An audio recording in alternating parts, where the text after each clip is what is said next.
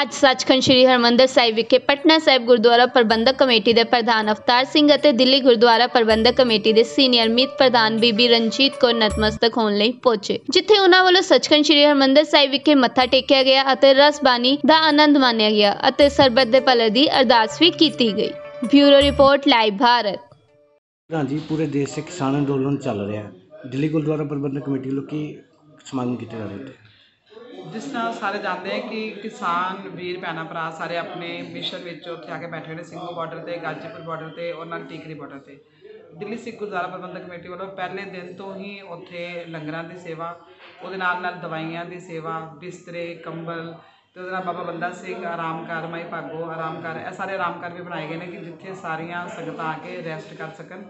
तो नाल ही देसी गीजर भी वंडे गए हैं क्योंकि तुहानूं पता ठंड का माहौल है, तरपाला भी वंडिया गई ने। उहदे नाल जो जरूरत का समान उत्थे लैगिंग्स हो गई और गर्म कपड़े हो गए, सारा कुछ दिल्ली सिख गुरुद्वारा प्रबंधक कमेटी वालों उत्थे सारे प्रबंध किए जा रहे हैं और सारिया सहूलतां दी जा रही हैं कि जिहदे नाल उन्हां नूं कोई परेशानी ना हो। काफ़ी दिन हो गए धरना, पर केंद्र सरकार किसी तरह की इन्होंने सुनवाई नहीं करती भी। सरकार को की विल करते हो? देखो, सरकार सुनाई नहीं कर रही, पर सरकार को कितने कितने सुनाई करनी चाहिए क्योंकि सरकार को एक एज आ पेरेंट रोल अदा करना चाहिए कि सरकार हमेशा माता पिता का रोल, जिवें घर च किसी बच्चे को परेशानी होती है तो वो वास्ते हमेशा घर के वड्डे जिहड़े ने उसदा कोई सलूशन कढदे हैं। और सरकार समझ नहीं आ रही कि इन्नी जिस तरह कहते हैं ना कि वो उपर उतरी हुई है कि उन्होंने कुछ करना ही नहीं, क्योंकि सरकार ने या तो बड़ा वड्डा सौदा किया किसी के नाम कि सौदा हुण किवें खत्म करन। तो सरकार नूं किधरे ना किधरे मनना चाहिए, मन के अपने बच्चों का ध्यान रखना चाहिए। जिस तरीके तुसीं देखो कि 50 तो उपर उत्थे सिंह शहीद भी हो गए हैं, लेकिन सरकार सुत्ती हुई है। तो यह मतलब है कि किधरे ना किधरे उन्होंने अंदर फर्क है। किसान अंदोलन लैके ਵੱਖ-ਵੱਖ सियासी पार्टियां अपनी रोटियां सेक रहे, उन्होंने की अपील है? देखो, इत्थे तो रोटियां सेकना तो धर्म युद्ध है, इत्थे रोटियां नहीं सेकनी चाहिए। धर्म युद्ध में सारिਆਂ ਨੂੰ ਇਹਦੇ ਵਿੱਚ हिस्सा पाना चाहिए और किसी को कोई पोलीटिकल गल नहीं करनी चाहिए। आप सारे ही देखो ਜਿਹੜੇ पोलीटिकल पार्टनर रेट ने उन्होंने चो भी किसान है, किसान साडा अन्नदाता है तो सारे ही खेती भी करते हैं, एग्रीकल्चर भी करते हैं। तो आपू सारिਆਂ ਨੂੰ पोलीटिकल पार्टियां ਨੂੰ ਇਹ अपील भी करनी चाहिए कि किधरे ना किधरे तुसीं ना इनवॉल्व होवो, सीधा आप धर्म युद्ध में डट के खड़े होइए ताकि सारी स्टेट्स, मैं देखा कि उत्थे दिल्ली में हर स्टेट तो बंदे आए हुए हैं, हरियाणे तो बंदे आए हुए हैं, यूपी तो ने, मध्य प्रदेश तो ने, बेंगलोर तो ईवन आए हुए हैं लोग, सारे लोग इकट्ठे ने। तो आप एक यही अपील करते हैं कि सारे इकट्ठे होकर इस धर्म युद्ध जीतीए तो आप अनेकता में एकता उत्थे नज़र आती है तो सारे इकट्ठे रहिए। हाँ जी प्रधान जी, तुम मत्था टेकन आए, की कहना चाहते हो? अज मैं जी बड़ी श्रद्धा दे नाल आया, बड़ी आत्मा तो उसका कारण एक सी तो मैं आना सी मत्था टेकन, वैसे आना तो सीगा ही मैं, लेकिन साढ़े इत्थे एक सहजधारी बंदा है तो वो बाबा जी वो बच्चे विद औलाद नहीं हुई उस परिवार तो वो इत्थे असीं आए अज तो साल 1.5 साल पहला तो बाबा दीप सिंह शहीदां की अरदास की, अरदास मैं की सी। साल बाद उन्होंने बच्चे 2 होए, वो असीं अरदास उत्थे करनी सी, प्रसाद कराना सी, शुकराना करना सी महाराज का।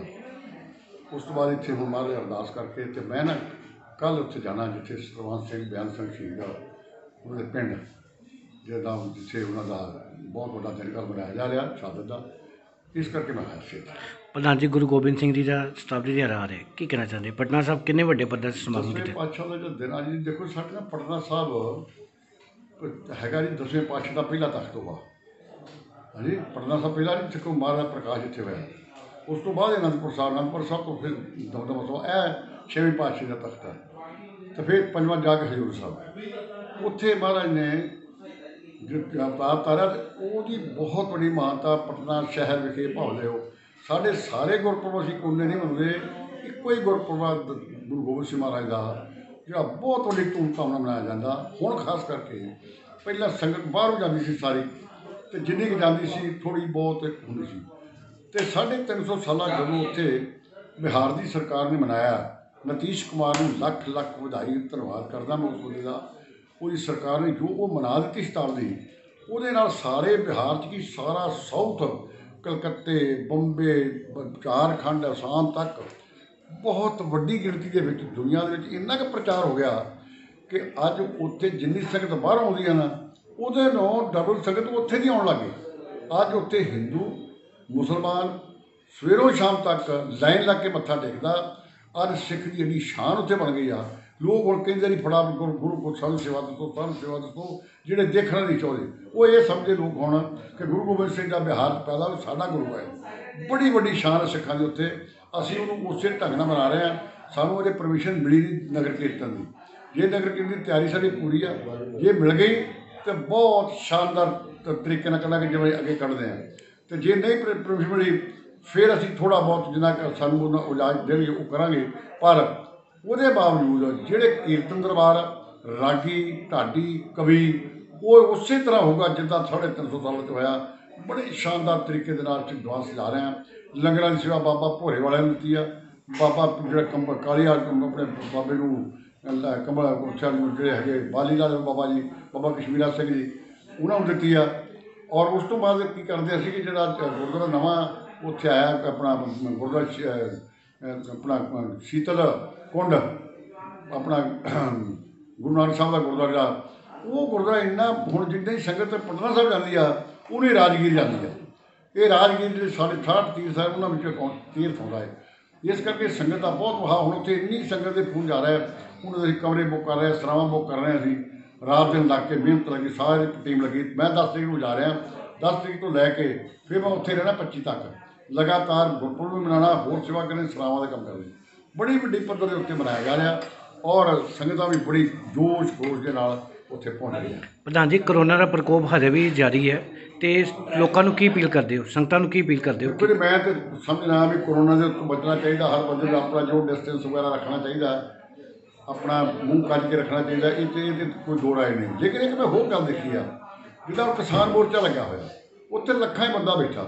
ਕਿਸੇ ਨੇ ਮੂੰਹ ਨਹੀਂ ਬੰਦਾ, ਕਿਸੇ ਨੇ ਕੱਪੜਾ ਨਹੀਂ ਪਾਇਆ, ਕਿਸੇ ਨੂੰ ਕੁਛ ਨਹੀਂ, ਨਾ ਕਰੋਨਾ ਕੱਖ ਨਹੀਂ। ਮੈਨੂੰ ਤਾਂ ਲੱਗਦਾ ਸਮਝ ਲਿਓ ਜੀ ਜਦ ਡਰਦੇ ਲੋਕੀ ਹੋ ਜਾਂਦੇ ਇੱਦਾਂ ਦੇ ਜਾਂ ਕੀ ਹੁੰਦਾ ਹੈ।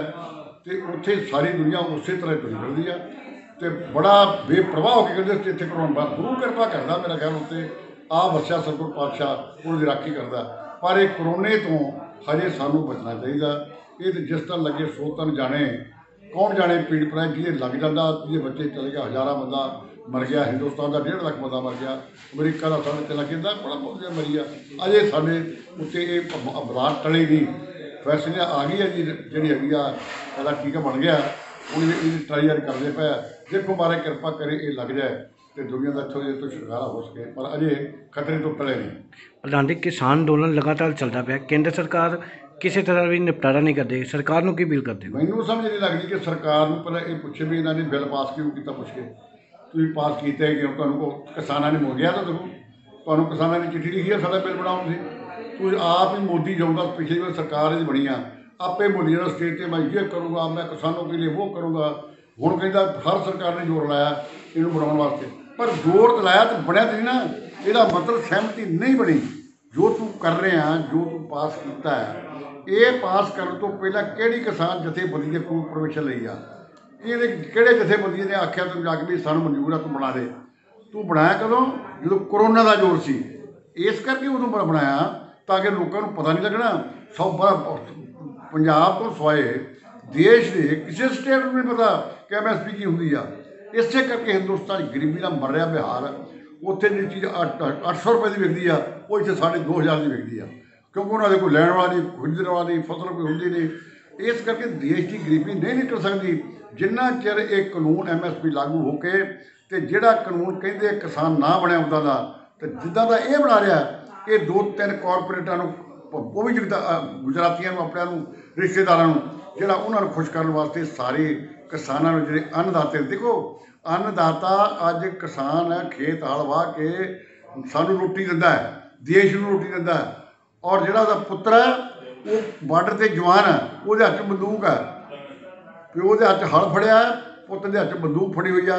ਦੇਸ਼ ਦੇ ਰਾਖੇ ਵੀ ਇਹ ਨੇ, ਦੇਸ਼ ਦਾ ਪੇਟ ਵੀ ਇਹ ਭਰਦੇ ਨੇ, ਅਤੇ ਉਹਨਾਂ ਦਾ ਕਾਨੂੰਨ ਉਹਨਾਂ ਨੂੰ ਪੁੱਛ ਕੇ ਨਾ ਬਣਾਇਆ ਜਾਵੇ। ਇਸ ਤੋਂ ਵੱਡਾ ਕਿਹੜਾ ਪਾਪ ਹੋ ਸਕਦਾ? ਜਿਹੜੀ ਮਜਬੂਰੀ ਆ ਮੋਦੀ ਦੀ ਕਿ ਇਹ ਇਸ ਪਾਸੇ ਧਿਆਨ ਨਹੀਂ ਦਿੰਦਾ। ਮੈਨੂੰ ਲੱਗਦਾ ਕਿ ਕਿਸਾਨਾਂ ਵਾਲੇ ਦੀ ਕੋਈ ਰੁਚੀ ਨਹੀਂ। ਇਹ ਵਪਾਰੀ ਪਾਰਟੀ ਆ, ਵਪਾਰੀਆਂ ਦੀ, ਅਤੇ ਇਹਨਾਂ ਨੂੰ ਕੋਈ ਮਤਲਬ ਨਹੀਂ ਇਹਨਾਂ ਗੱਲਾਂ ਦੇ ਨਾਲ। ਪਰ ਇੱਕ ਗੱਲ ਯਾਦ ਰੱਖਣਾ, ਜੇ ਮੋਦੀ ਨੇ ਇਹ ਫੈਸਲਾ ਨਾ ਕੀਤਾ ਤਾਂ ਦੇਸ਼ ਧਰਾਤਲ 'ਚ ਜਾਏਗਾ, ਕਦੀ ਕਾਮਯਾਬ ਨਹੀਂ ਹੋ ਸਕਦਾ। ਦੇਸ਼ ਦਾ ਵਿਕਾਸ ਬਿਲਕੁਲ ਨਹੀਂ ਹੋ ਸਕਦਾ। और ये जो किसान अगर मरिया तो देश मर जाएगा और देश का एडा वड्डा नुकसान हो जाएगा कि आने वाले समय में ये कलंकित होणगे लोग हिस्टरी में इन्हों। देखो मैं एक दिन कहा कि जो अंग्रेज़ों का राज से गोरे लैके सी साइमन कमीशन आया था। साइमन कमीशन ने आके जो काला कानून लागू किया इतने अमृतसर के लाला लाजपत राय का सारा विरोध किया तो डांगा पईयां लाजपत राय मर गया। वो शहीद अज तक उन्होंने मत्थे टेकते हैं। तो जे मोदी तेरिया गोलियां ना मर गए जिन्ने बंदे हुण मर रहे हैं ये सारे शहीद होणगे देश के। ये किसान जथेबंदियां लई लड़दे देश लिए लड़दे मर रहे हैं एक शहीद होणगे तुहानूं गदार करनगे लोग और बिल्कुल गदारी का तुहाडे मत्थे कलंक लगूगा। इस करके सरकार नूं चाहीदा अपनी जिद छड्ड के ते किसानां दी गल सुण के एक कानून रोक देने चाहिए आ। इन्हां नाल मुड़ के सलाह करके जिहड़ियां उन्हां नूं चाहीदा उदां दा कानून बनाउण ना बंद कर दें। कोई कानून की लोड़ नहीं। ये कानून किसानां दी जमीन खा जाऊगा किसान सड़क पर आ जाऊगा मर जाएंगे किसान तो देश कारपोरेटर का चल जाएगा। इस करके बहुत बेइंसाफी की मोदी ने नहीं करनी चाहिए। किसानी धरने को लैके ਵੱਖ-ਵੱਖ सियासी पार्टियां अपनी रोटियां सेक दी है की कहना चाहते हो? किसानी हर बंदा हो कांग्रेस उत्थे बैठी है जाके जाते पुछते कोई नहीं जनता में धरना मार के बैठे 5-7 बंदे रात को होटलों जाके सौंदे सवेरे आके उत्थे बह जाते। किसी भी उन्होंने किसी भी पोलीटिकल पार्टी चाहे कोई भी पार्टी जिन्नियां भी है वो नहीं किसी को मनते ना किसी उत्थे जान देंगे ना वड़ देंगे ना पोलीटिकल किसी को गल कर देंगे ना वो स्टेज देंगे किसी। इसे करके ये मोर्चा कामयाब आ। बाहर बैठे सारे जोर ला रहे हैं और श्रोमणी अकाली दल ते श्रोमणी कमेटी का उत्थे लखां रुपए का समान जा रहा रोज़ और उत्थे खर्च हो रहा लंगरां ते भी कपड़ियां ते भी कंबलों ते भी तरपालों ते भी खाण ते भी हर तरह के नाल ये सेवा करे पिछे हो गए ताकि मोर्चे के असीं दखलअंदाजी ना करिए।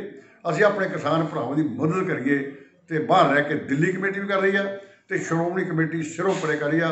बीबी जगीर को रात दिन इस काम से ये लगी हुई है। बहुत मैं उन्होंने इस गल की बधाई दिंदा कि तुसीं अपनी जिम्मेवारी संभाली। अगली गल होर एक सरदार सुखबीर सिंह बादल ने एक होर वड्डा काम किया।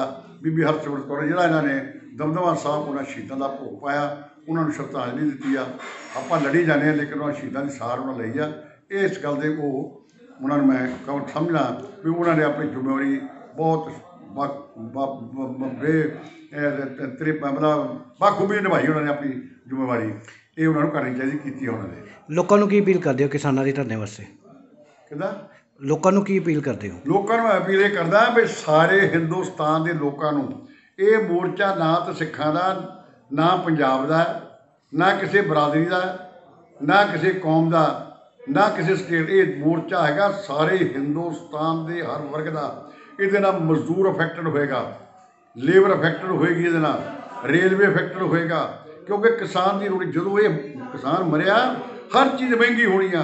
लोगों की रोटी महंगी सब्जी महंगी आटा महंगा दाल महंगी आकाश से पहुँचूगी। इस करके मैं सारे दुनिया के हिंदुस्तान लोगों को कहना ये वध चढ़ के हिस्सा पाओ ये शमूलीयत करो अपना भावें एक दिन 2 दिन ला के आओ उत्थे जाके अपनी हाज़री पा के इस मोर्चे को होर मजबूत करो ताकि सरकार के कोल सवाए इस गल तो कि अपने कानून वापस लवे कोई चारा ना रह जाए। ये कानून वापस होणगे। मैं तुहानूं गल दस दियां जो देश आज़ाद होया सी ना लोग कहते कित्थों हो जूगा जी गोरियां सानूं अज भी कहते लोग पर गल याद रखना भगत सिंह शहीद ने गल कही सी कि भगत सिंह जो फांसी होगी तो कहने लगा भगत देश आज़ाद उदों होगा जो इकल्ले भगत सिंह के नाल नहीं पढ़ना काम जो एक बंदा हिंदुस्तान का भगत सिंह बन गया। अज एक बंदा किसान बन के उत्थे लड़ूगा तो जाके ये मोर्चा जितया जाना। और ये सरकार जी है लालिया की सरकार है ये व्यापारियों की सरकार है इन्होंने किसानों उन्ना लगाव नहीं है। इस करके जितना भी चाहिए तो देश को बचाना चाहिए तो देश के जवान को बचाना चाहिए।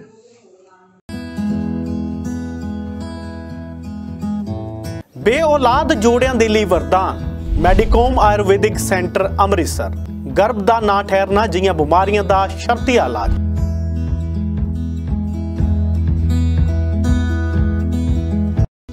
से लेके 16% तक जो नई जनरेशन के कपल्स हैं वो इनफर्टाइल हैं क्योंकि उनका खाना पीना रहन सहन इनएक्टिव लाइफस्टाइल इसमें बड़ा रोल प्ले करता है। और बेसिकली आज की डेट में 50 से 60% लोग जो माँ बाप नहीं बन पा रहे वो सिर्फ इसी वजह से हैं कि उसमें एक बहुत बड़ा फैक्टर है इनएक्टिव खान पान की वजह से स्पर्म्स काउंटिंग की कमी होना। निराश हो चुके जोड़े एक बार जरूर संपर्क कर मेडिकोम आयुर्वेदिक सेंटर अमृतसर।